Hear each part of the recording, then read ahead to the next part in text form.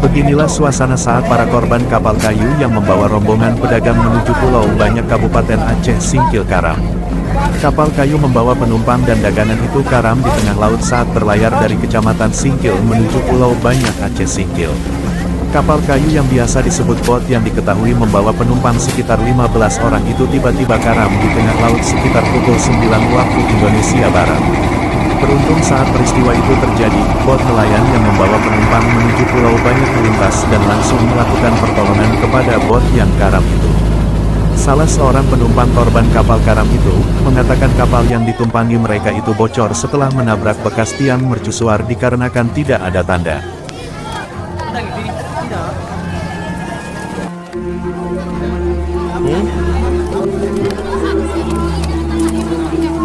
Kebetulan ada di situ namanya disebut orang tiang berok.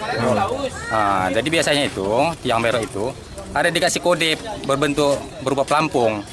Cuman dalam beberapa bulan ini kode itu nggak ada lagi kita tahu apakah posisi tiang itu di mana begitu. Sehingga tadi ditabraklah tiang berok tersebut. Begitu dia tabrak, bot pun ataupun kapal motor langsung lengket di tiang berok itu. Kapal itu langsung bocor ya Pak? Ya langsung bocor, air pun langsung masuk.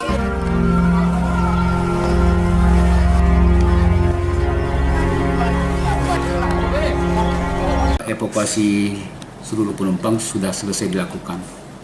Terkait tim-tim yang kita turunkan untuk evakuasi korban, ada sebagian dari Pos AL Singkil, Pol Airut Singkil, tim BPBD, serta masyarakat. Speedboat yang kita gunakan adalah speedboat Pos AL. Karena BPBD belum mempunyai speedboat yang sesuai untuk kita gunakan ke laut. Al-Husni menambahkan, selama ini untuk proses di laut BPBD Aceh Singkil masih kewalahan lantaran tidak adanya speedboat khusus pencarian di laut yang dimiliki BPBD Aceh Singkil.